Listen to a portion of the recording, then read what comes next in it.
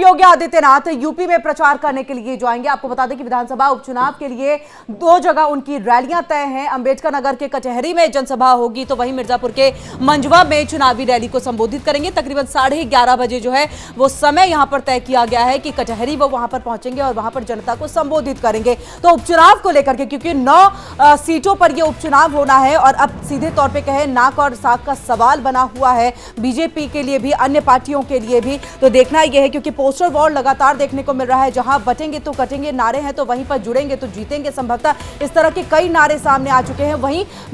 बसपा की तरफ से यानी कि मायावती भी इस उपचुनाव में जो है पूरी तरह से एक्टिव नजर आ रही है। उनके तरफ से भी एक पोस्टर वॉर के जरिए जो है ये लिख दिया गया है कि अगर आप बसपा के साथ जुड़ते हैं तभी आप सुरक्षित रहेंगे। तो ऐसे पोस्टर वॉर के साथ देखिए यहां पर लगातार मुख्यमंत्री योगी आदित्यनाथ जगह जगह जाकर के रैलियां कर रहे हैं। आज उनकी 2 रैलियां जो है वो तय की गई हैं और कचहरी जब जाएंगे अंबेडकर नगर के, तो वहां पर वो जनता को साधने की कोशिश करेंगे। वहां पर तमाम जो डबल इंजन की सरकार की तरफ से अभी तक कार्य किए गए हैं उसकी जानकारी देते हुए और कई योजनाओं का लाभ कैसे मिला है उसको भी। लेकिन वहीं पर मुझे लग रहा है कि जो स्टूडेंट्स की तरफ से यूपीपीएससी को लेकर के मैटर था, उस पर भी कहीं ना कहीं जवाब देते हुए मुख्यमंत्री योगी आदित्यनाथ नजर आएंगे। और ज्यादा जानकारी के लिए हम सीधे रुक कर लेते हैं अखंड का। अखंड, क्या कुछ जानकारी है? तकरीबन 11:30 बजे जो है मुख्यमंत्री योगी आदित्यनाथ कचहरी पहुंचेंगे, तैयारी कैसी है और क्या कुछ खास मुद्दे होंगे जिस पर आज जो है मुख्यमंत्री योगी आदित्यनाथ मंच से हुंकार भरेंगे?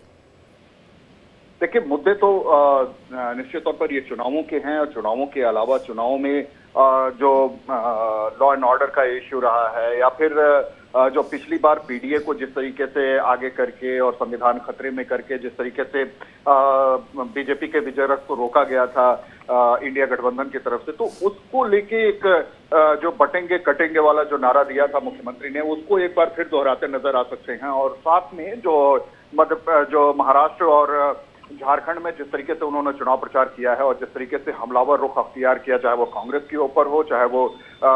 अलग अलग प्रदेशों की जो क्षेत्रीय पार्टियां हैं जेएमएम की तरफ हो या फिर महाविकास अघाड़ी की तरफ हो, तो वो जो हमले किए हैं और जो मुद्दे रहे मौलिक रूप से, वो मुद्दे यहाँ पे भी दिखाई दे सकते हैं। और उनमें संविधान खतरे में होने वाली बात बिल्कुल बिल्कुल अखंड, लेकिन समझना चाहेंगे आपसे कि 2 ऐसी चीज सामने आई है जिसको लेकर के विपक्ष कहीं ना कहीं बहुत ज्यादा हमलावर है। खास तौर से जो सुप्रीम कोर्ट की तरफ से बुलडोजर को लेकर के फैसला सुनाया गया, उसके साथ ये यूपीपीएससी वाले मैटर को लेकर जिसमें छात्रों ने यहाँ पर एक वक्त में जो है चुनाव कराने की बात की थी, उसको भी लेकर के मुझे लग रहा है कि इस मंच से निशाना साधते हुए मुख्यमंत्री योगी आदित्यनाथ जो है वो नजर आएंगे। बिल्कुल ये नजर आ सकते हैं और चूंकि स्थानीय मुद्दे ज्यादा महत्वपूर्ण हो जाते हैं, तो स्थानीय मुद्दों में यूपी की जो बड़ी अभी रिसेंटली की जो बड़ी खबर है वो तो यही है कि स्टूडेंट्स जिस तरीके से प्रोटेस्ट करते हुए दिखाई दिए थे और उसको सरकार ने मान भी लिया और जो सरकार ने माना है ये सरकार के लिए भी एक राहत की बात है। और दूसरी तरफ बीजेपी के लिए अगर देखा जाए तो बीजेपी के नजरिए से वोट बैंक के लिहाज से भी ये बहुत महत्वपूर्ण डिसीजन था जिसको समय रहते लिया गया और इसको लेकर मुख्यमंत्री अपनी राय रख सकते हैं, अपना पक्ष रख सकते हैं। और क्योंकि उनका रवैया आक्रामक होता है, उनका तेवर आक्रामक है, तो उस आक्रामक तेवर के साथ वो विपक्ष पर हमलावर रुख अख्तियार कर सकते हैं। और जिस तरीके से कल समाजवादी पार्टी से विशेष तौर पर अगर कहा जाए कि अखिलेश यादव ने जिस तरीके से घेरने की कोशिश की, उठाई और सरकार को ये कहा कि वो जाने वाली है सरकार और महाराष्ट्र के चुनाव का रिजल्ट चाहे जो कुछ भी हो, तो उसको लेके भी वो एक बार अखिलेश यादव को निशाने पे ले सकते हैं। और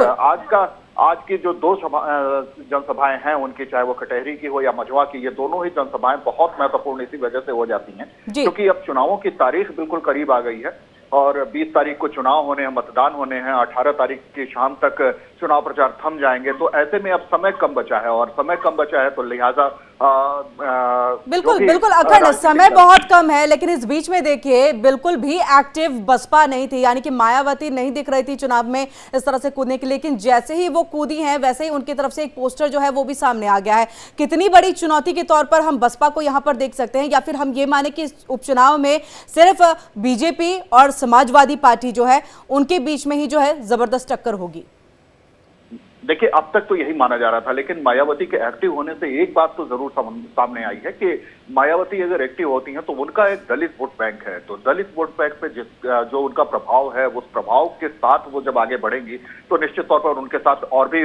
सोशल इंजीनियरिंग का सबसे पहले फॉर्मूला बीएसपी ने आजमाया था, तो सोशल इंजीनियरिंग को लेकर वो एक बार बढ़ती हुई आगे दिख सकती हैं। और चुनाव में अभी कुछ